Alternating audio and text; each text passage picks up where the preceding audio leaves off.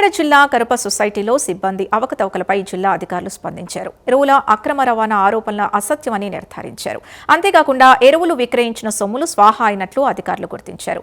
దీంతో 48 గంటల్లో స్వాహా అయిన 74,000 రూపాయలని తిరిగి సొసైటీ ఖాతాకు జమ చేయించారు.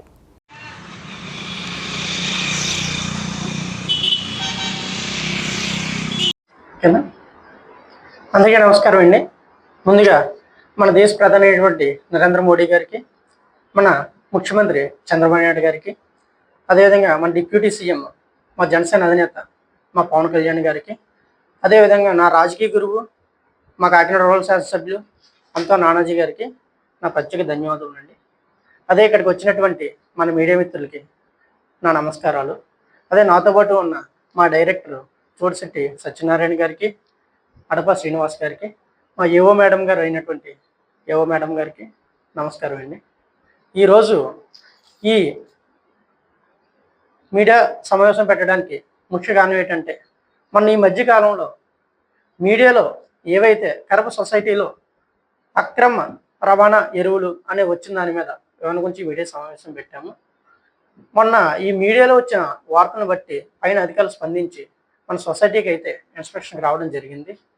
అందులోనే మన జేడీ గారు, ఏఈఓ గారు, అలాగే ఏడీ గారు, ఏఓ మేడం అందరూ ఇన్స్పెక్షన్కి వచ్చారండి.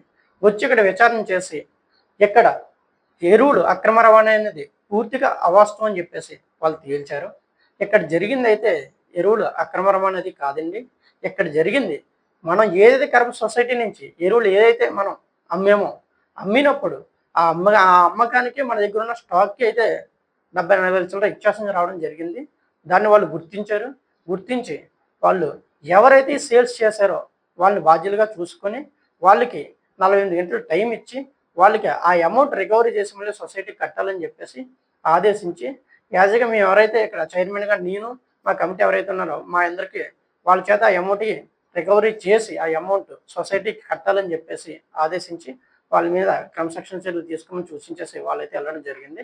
దానిలో భాగంగా మనం సోమవారం అయితే మనం మార్నింగ్ 12 గంటల సమయానికి ఎవరైతే సేల్స్ నిమిత్తం అమ్మి ఈ 76,000 రూపాయలు క్యాష్ ఏదైతే వ్యత్యాసం వచ్చిందో దాన్ని మనం తిరిగి రికవరీ చేసాం వాళ్ళ దగ్గర నుంచి.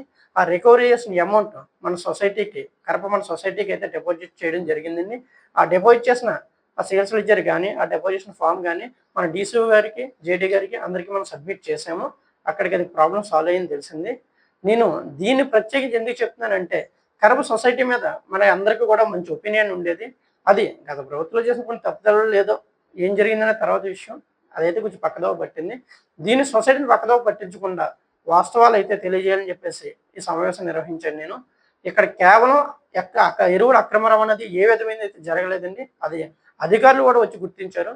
కేవలం ఏదైతే సేల్స్ నిమిత్తం ఉందో అందులోనే అమౌంట్ ఇచ్చేసం వచ్చింది. ఆ ఇచ్చేసాన్ని ఎవరైతే దీనికి బాధ్యులుగా ఉన్నారో వాళ్ళందరి దగ్గర కూడా మేము రికవరీ చేసి కట్టించామని చెప్పేసి సభాముఖంగా తెలియజేసుకుంటున్నాను. అదేవిధంగా ఇప్పుడు పై అధికారులకి ఇవన్నీ కూడా మనం సబ్మిట్ చేసిన తర్వాత వాళ్ళు సూచించిన ప్రకారం ఇక్కడ ఎవరైతే దీనికి కారణం అయ్యారో వాళ్ళ మీద క్రమశిక్షణ చర్యలు తీసుకుంటామని చెప్పేసి తెలియజేస్తూ సెలవు తీసుకుంటున్నాం. అవన్నీ చేసిన తర్వాత ఏంటి అని అంటే మనకి IFMS balances, stock balances and physical balances అన్నీ కూడా టాలీ అయినాయి. బట్ అమౌంట్స్ అన్నవి డ్యూస్ అన్నవి కనిపిస్తున్నాయి. సో ఆ డ్యూస్ ఎవరు కట్టాలి అని అనేసి ఒకరి మీద ఒకరు నింద వేసుకోకుండా ఎవరైతే సేల్స్ లో భాగంగా ఎవరైతే ఉన్నారో ఆ నలుగురు కూడా దీనికి బాధ్యత వహించవలసిందిగా మొన్న డీసీఓ గారు, మా జేడీఏ గారు కూడా చెప్పడం జరిగిందండి. దానికి అనుగుణంగా వాళ్ళ నలుగురు కూడా మనకి అమౌంట్స్ అనేవి పే చేయడం జరిగిందని చెప్పేసి మాకు ఈ స్లిప్ ఇవ్వడం జరిగింది. సోఫార్ ఇప్పటికైతే డ్యూస్ ఏమీ లేవు. అలానే నెక్స్ట్ టైం నుంచి కూడా కొంచెం ఈ స్టాక్ బ్యాలెన్సెస్ లోని ఈ IFMS balances, physical and IFMS balances కి ఏ విధమైన డీవియేషన్స్ రాకుండా సిఇఓ గారికి కూడా మళ్ళీ ఒకసారి ఇన్స్ట్రక్షన్స్ కూడా ఇవ్వడం జరిగింది.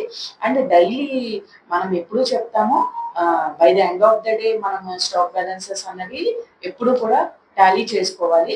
అది ఒక 1 వీక్ నిర్లక్ష్యం చేసుకోవడం వల్లే మనకి ఈ సిచ్యువేషన్ వచ్చిందని చెప్పేసి మనం గుర్తించాము. సో ఇక మీద ఇది రిపీట్ చేయకుండా ఉండాలని చెప్పేసి మన స్టాఫ్ ఎవరైతే ఇన్వాల్వ్డ్ ఇన్ ఫర్టిలైజర్ సేల్స్ ఉన్నారో వాళ్ళకు కూడా ఒకసారి ఇన్ఫర్మేషన్ ఇవ్వడం జరిగిందండి.